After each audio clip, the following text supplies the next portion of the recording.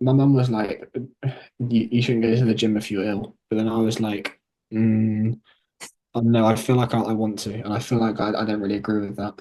And then I was thinking as well, like, do you know something weird about the gym? After you go, you feel like more energized. Mm.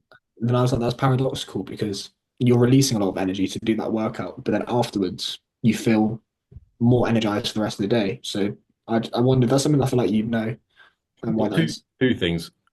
I'll address the first bit first, which is should you train when you're ill? And from personal experience, I've made the mistake of like being a bit ill and going, ah, that's all right. I'll just take two ibuprofen and train for 3 hours. And then by the end of the 3 hour training session, I am feeling worse. So you have to kind of weigh it up because obviously the fatigue of exercise will hurt your immune system.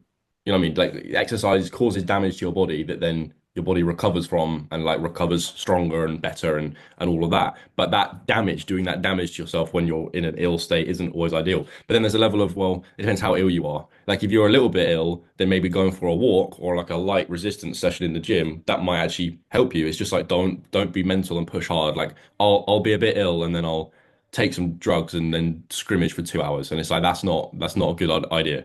But to address the second part of your question, which was about the energy point, it always takes me back to what Andrew Huberman said, where he was like, people often assume that the way to get more energy is through food or through like sleep.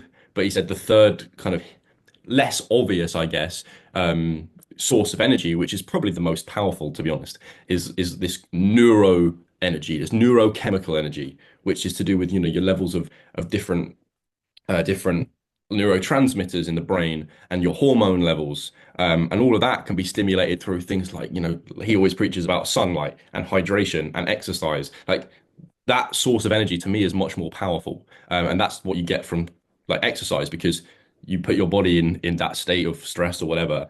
It releases certain endorphins and there's neurochemical changes in your brain and hormonal changes. So then when you're finished, you're feeling the effects of your body like forcing that neurochemical change in order to do the exercise. You're feeling that effect then into the next few hours of the day and you feel better.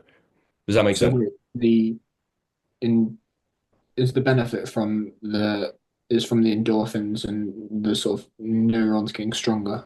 Well, it's your body. It's your body. I think. I mean, I'm not an expert in this, and I haven't like read papers and shit. I'm just kind of going off like what I think I know. But you're putting your body in a state of stress, right? So your body's got to respond to that and give you energy. Like your body doesn't really know what a bench press is. It just knows that there's a fucking heavy thing on my chest that I've got to push up. Or like your body doesn't know what a treadmill is, but your body knows what running fast is, right? So your body will activate whatever kind of physiological processes to enable you to do that thing and overcome that obstacle.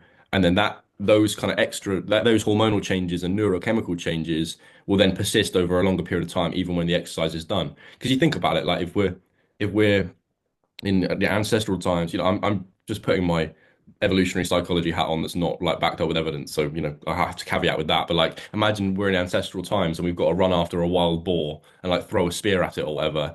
Like your body's gonna go through certain changes to enable you to do that. So I think that's kind of what exercise simulates, I guess.